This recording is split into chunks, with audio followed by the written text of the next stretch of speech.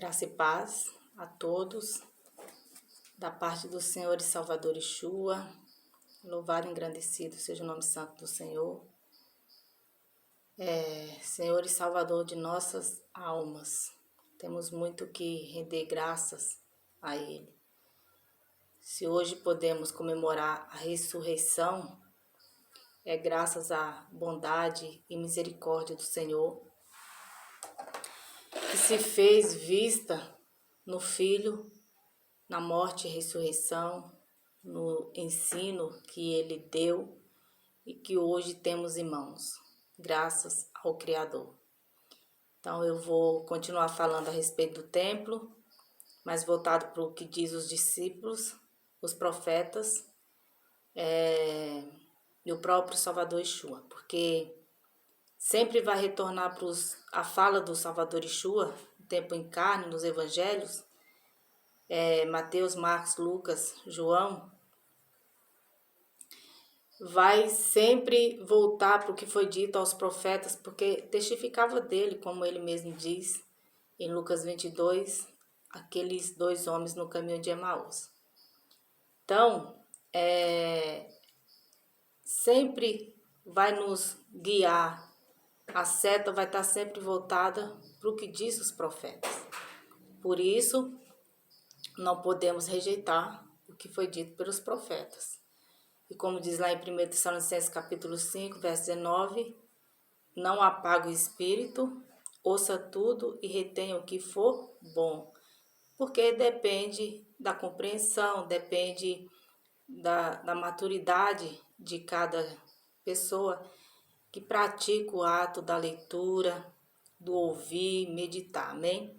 É uma luta espiritual, por isso o objetivo aqui é levar o entendimento para o lado espiritual. Quando se refere à questão de templo, espero que fique bem claro aqui nessa série de vídeos, está se referindo a nós, como diz as cartas aos Coríntios, templo, morada, edifício, casa de Deus. Depois do Filho, não que isso não era antes, mas as pessoas tinham dificuldade de absorver essa compreensão. Por isso era feito, representando coisas futuras, mas era feito todo o sacrifício, todo o cerimonial. Tinha ali a tenda da propiciação em favor do pecado do povo de Israel, representando coisas que viriam e vieram. Tempo em graça, estabelecida a nova aliança no Filho, como diz as cartas aos Hebreus.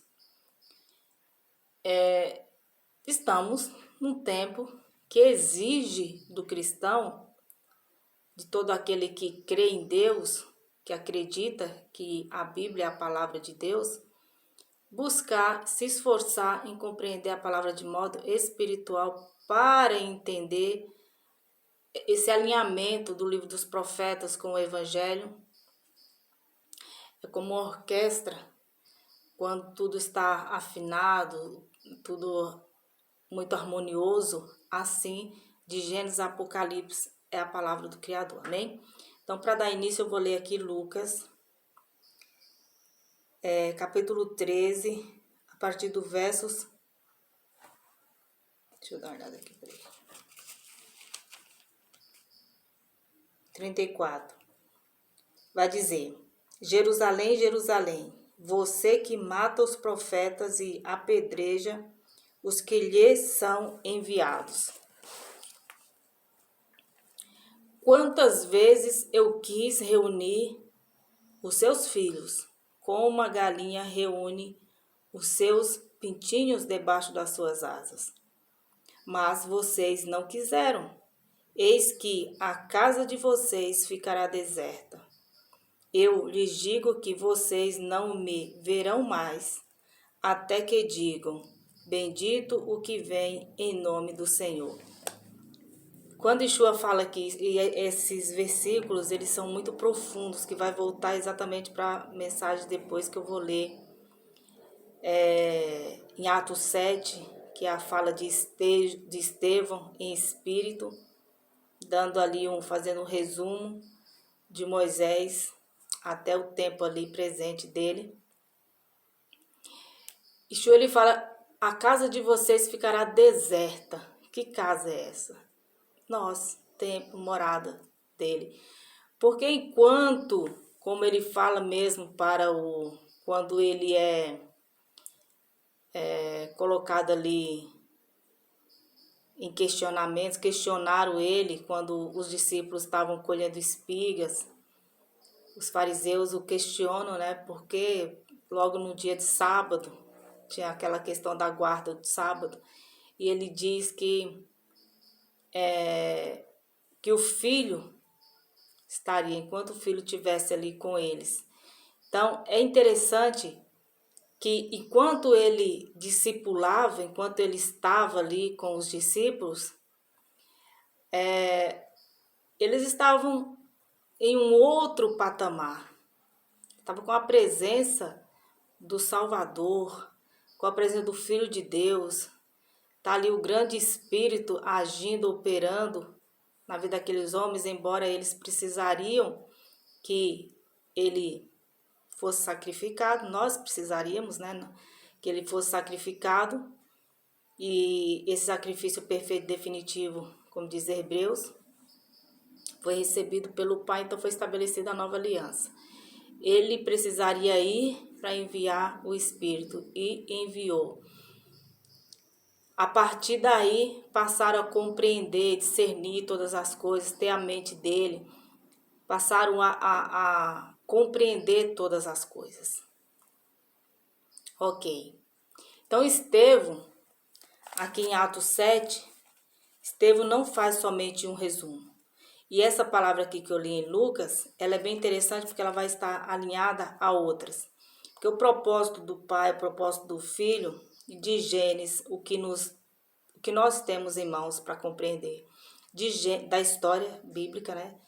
Dos personagens aqui bíblicos, de Gênesis até Malaquias, é interessante ver a mão do Criador, o envio de mensageiros, de evangelistas, de anjos, de pessoas para auxiliar. Claro que tudo pelo intermédio do Criador, porque o povo, por si só em ouvir, só em ser ensinados, eles não tinham condições de agradar o Criador inteiramente. Era algo assim muito superficial, mas que tudo que era feito através, aí você precisa estar lendo Levítico para compreender essa questão do cerimonial, de tudo como que era zeloso, como tinha que ser, representando a coisas futuras.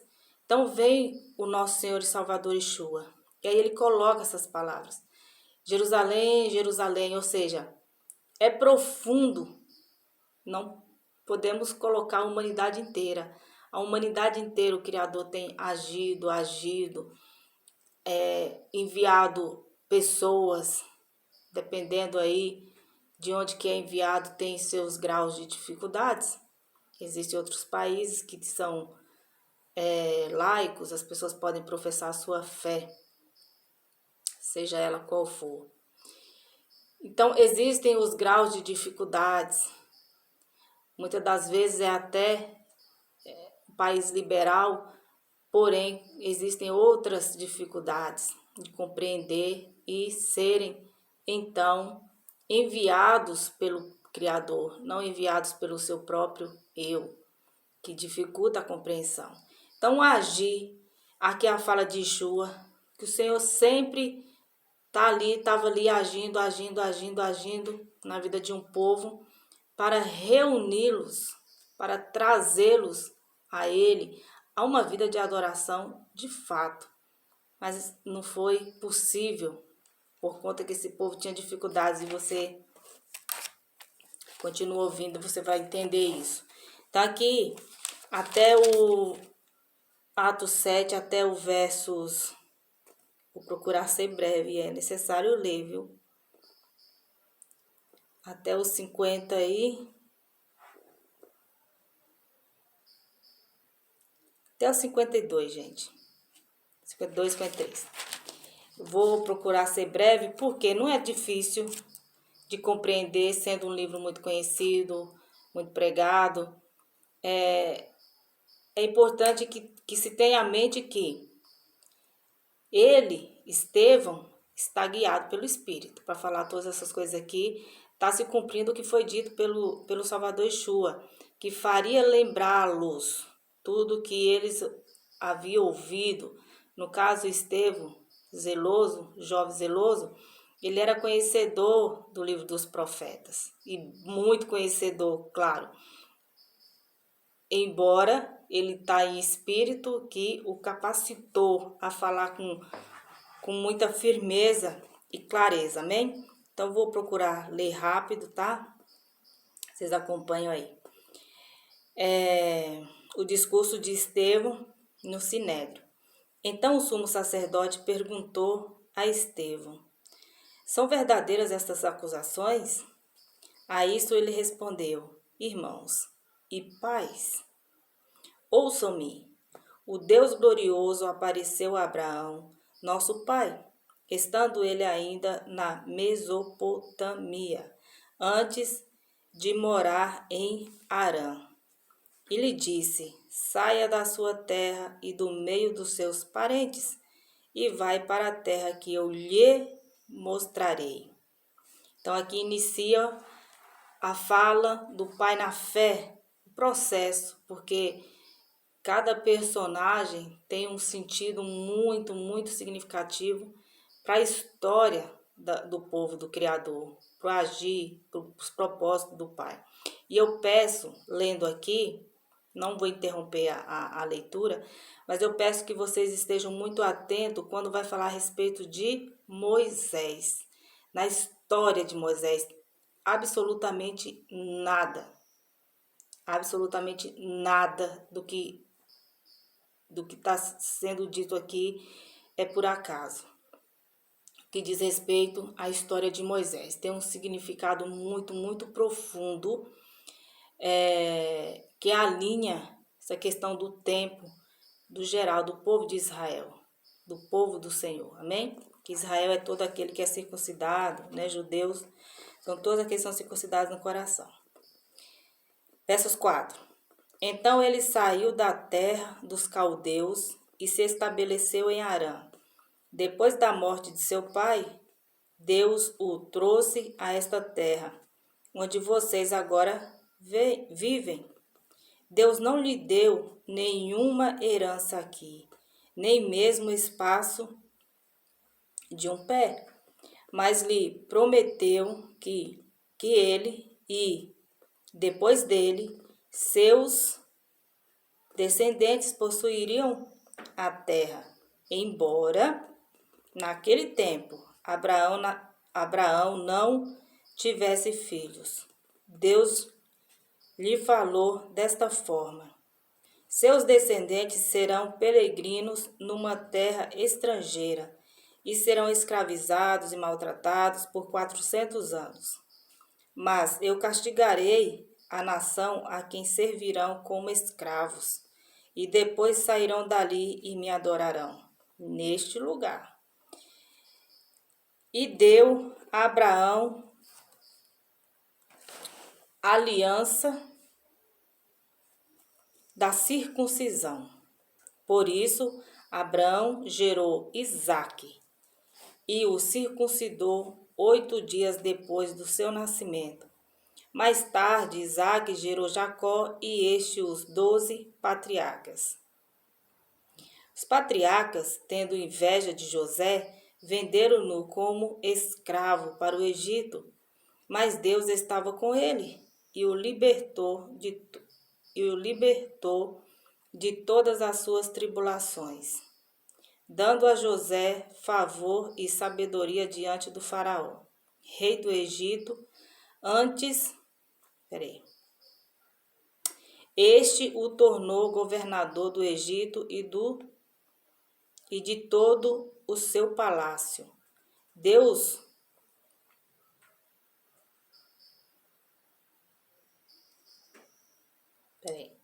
Depois houve fome em todo o Egito, e era Canaã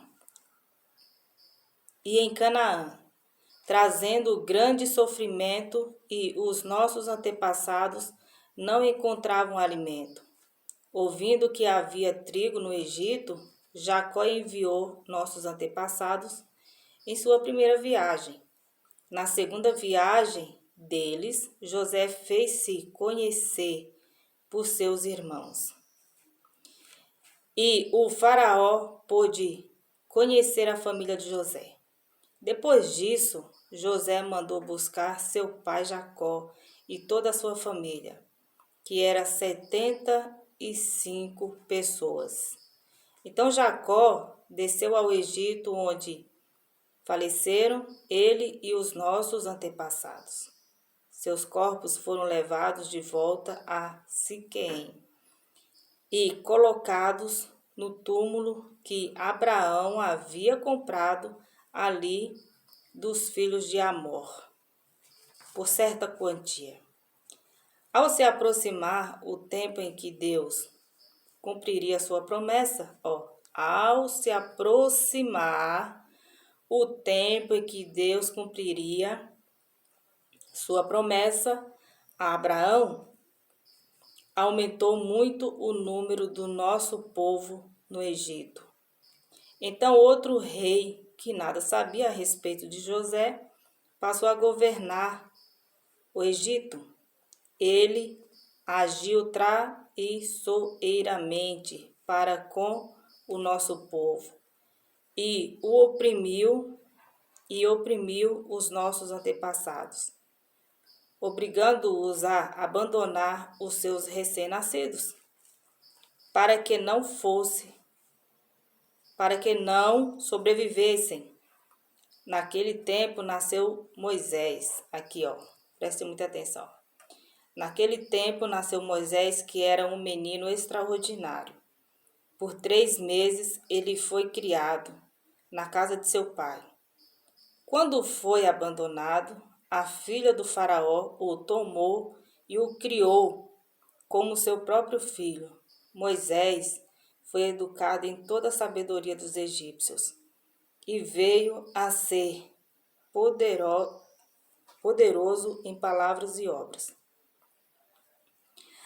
Ao completar 40 anos, Moisés decidiu visitar seus irmãos israelitas. Ao ver um deles sendo maltratado por um egípcio, saiu em defesa do oprimido e o vingou, matando o egípcio. Ele pensava que seus irmãos compreenderiam que Deus o estava usando para salvá-los, mas eles não o compreenderam. No dia seguinte, Moisés dirigiu-se a 2 israelitas que estavam brigando e tentou reconciliá-los, dizendo: Homens, vocês são irmãos, por que ferem um ao outro? Mas o homem que maltratava o outro empurrou Moisés e disse: Quem o nomeou líder e juiz sobre nós? Quer matar-me como matou o egípcio ontem? Ouvindo isso, Moisés fugiu para Midian, onde ficou morando como estrangeiro e teve 2 filhos.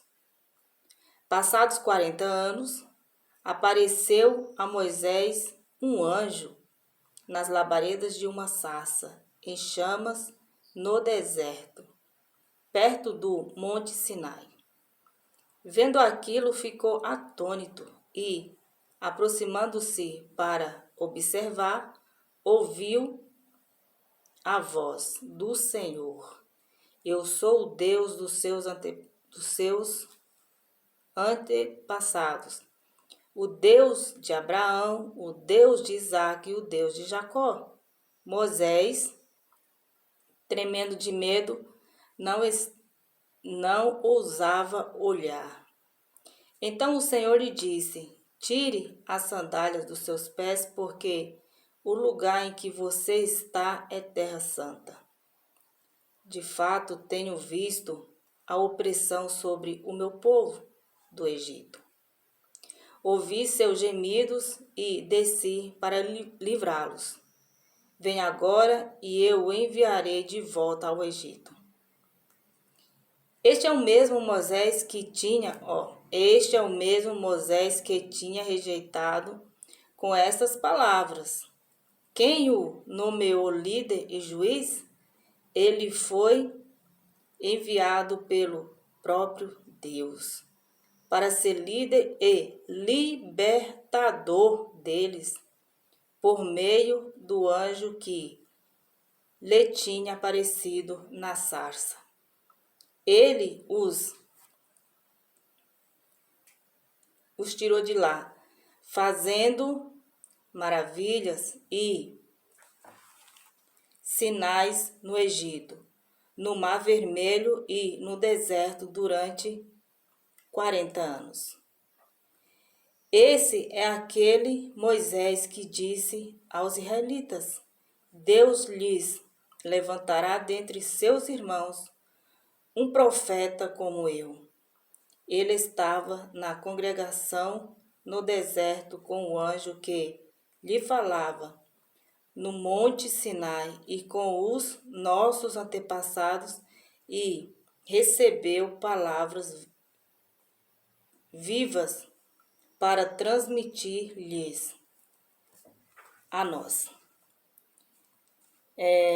Até aqui. Só esses últimos versículos aqui, esses últimos 3 versículos, já confirma o envio, a preocupação do Criador em reunir este povo. E perceba que 40 anos Moisés tinha quando ele livrou o irmão, no caso, né, irmão, da morte.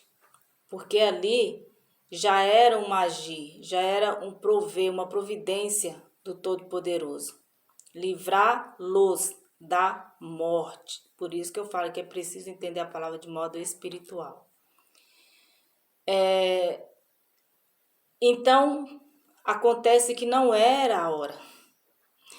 E aí, se você ler lá Êxodo, todo o relato para que esse povo seja liberto, o envio das pragas não era somente para que o rei maldoso se compadecesse e deixasse livre. Não, até a própria palavra diz que o Senhor endurecia o coração do rei, porque não era a hora.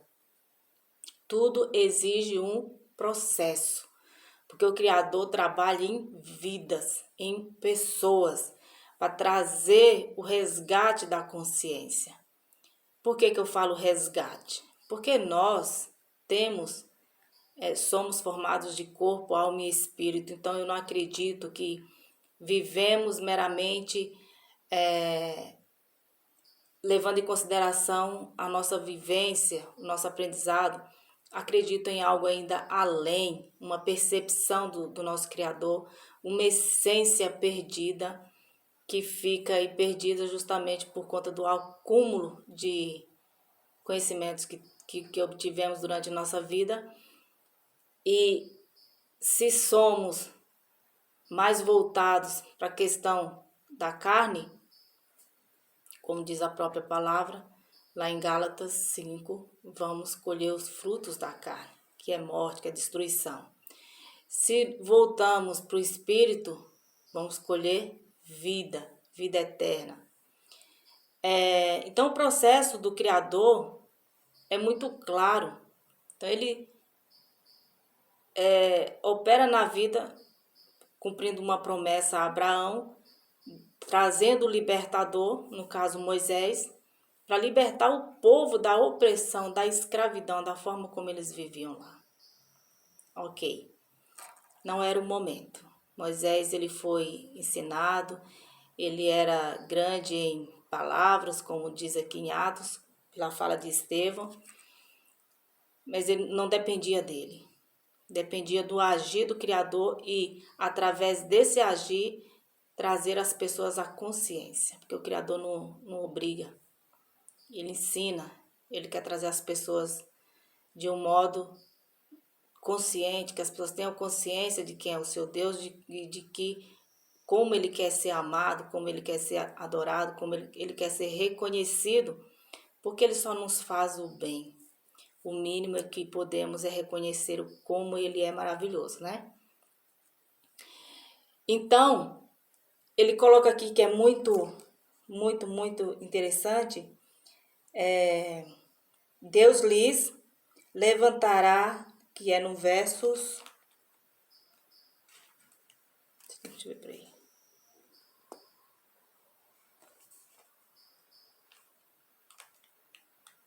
31.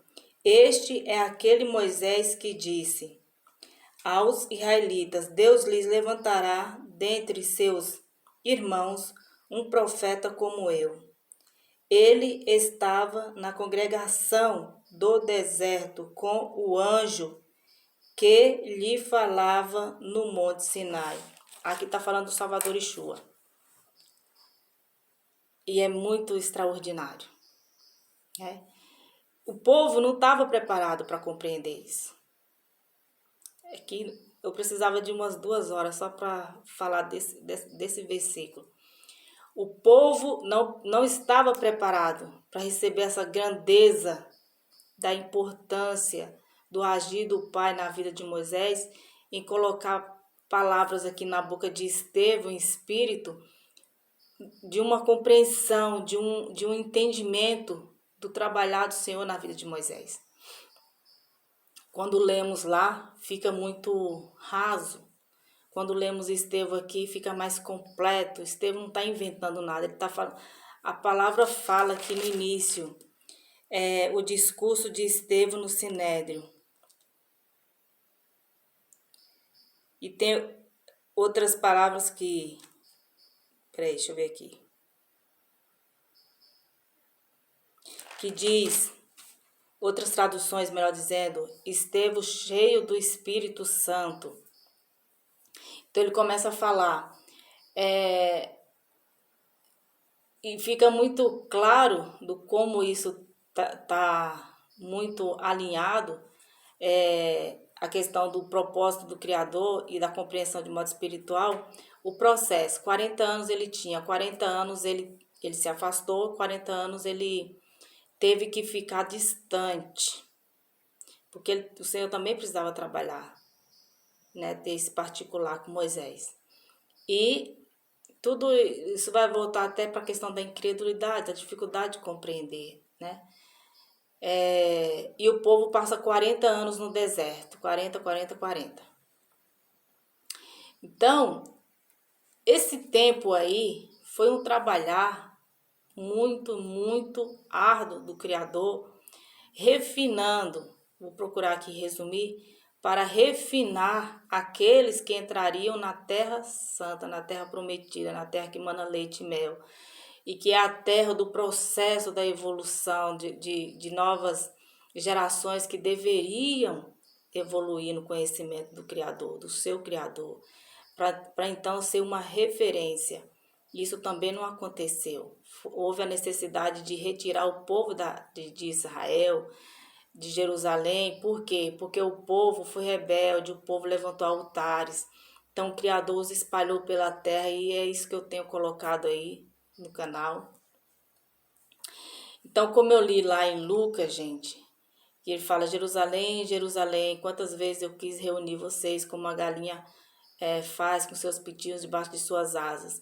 Então, o propósito do Criador é esse: reunir, mas não reunir em templos, não reunir em inumerados números de instituições, mas reunir num propósito, reunir numa consciência do que foi feito por nós, reunir-nos a voltarmos à essência de adorador, de adoradores em espírito e em verdade, que é formado pela meditação, pela leitura bíblica.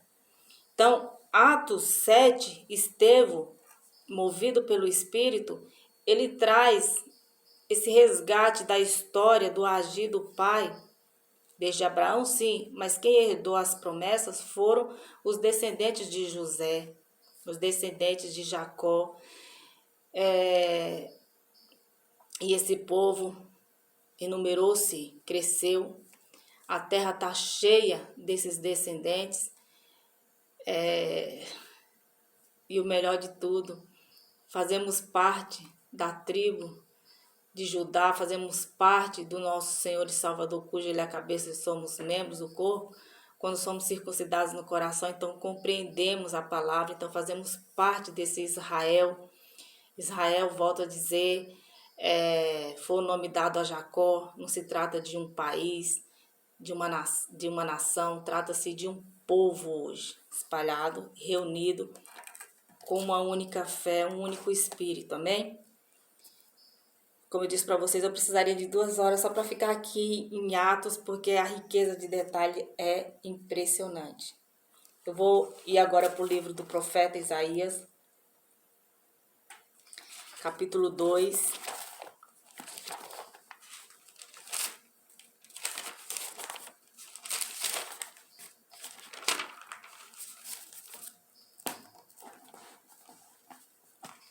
A glória do monte do Senhor. Vou ler aqui a partir do verso 5, tá? Mas é interessante ler tudo, gente. A palavra do Criador, ela é extraordinária. Venha, ó descendência de Jacó, andemos na luz do Senhor. Certamente abandonaste o teu povo, os descendentes de Jacó, porque eles se encheram de superstições dos povos do leste. Praticam adivinhações como os filisteus e fazem acordos com pagãos. Sua terra está cheia de prata e ouro, seus tesouros são incontáveis. Sua terra está cheia de cavalos.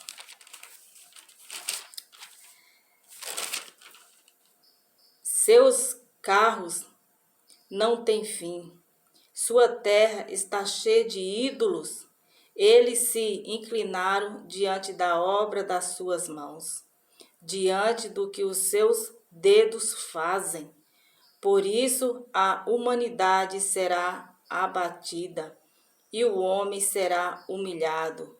Não os perdoes.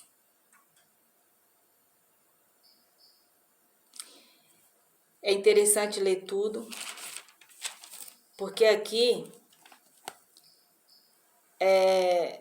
são palavras profundas que retratam a realidade da humanidade. Como é que está a humanidade? Como é que está a terra?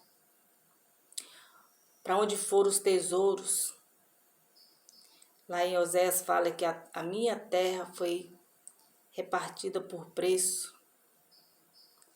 Então, entenda que o processo do Pai é trazer-nos a consciência, porque existirá um juízo, julgamento, uma transformação de todas as coisas. Não podemos perder o foco, consciência do propósito do Senhor. Somos templo, somos morada, somos a casa de Deus e devemos estar ajustados, alinhadíssimos aí ao corpo cuja cabeça é Yeshua. Ele, sendo a cabeça, precisamos ouvir a sua voz, ouvir o que é dito nos evangelhos, compreender, sermos curados, sermos libertos, para então aquilo que é de difícil de compreender, com o Espírito, o Senhor nos capacita, o Senhor nos dá a instrução. Se você continuar lendo, não só Isaías 2,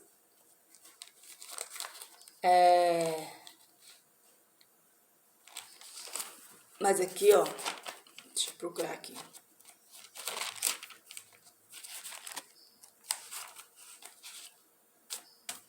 Aqui em Isaías 54 vai falar a futura glória de Sião. E aí você vai entendendo as coisas futuras, os propósitos do Criador. E precisamos entender, precisamos na medida do conhecimento, tentar visualizar aí em nossa mente, na nossa imaginação, a grandeza de coisas que o Criador tem para o seu povo. Por que não aconteceu ainda? Por conta da misericórdia dele. A graça, o favor imerecido, ao qual devemos dar graças ao Senhor todos os dias por ela, porque é ela que nos dá o acesso ao Espírito em nossa mente, né? Na nossa cabeça, para que possamos compreender todas as coisas. Então, espero que vocês estejam atentos ao que diz a palavra, o que diz o Evangelho. Precisamos compreender a palavra de modo espiritual.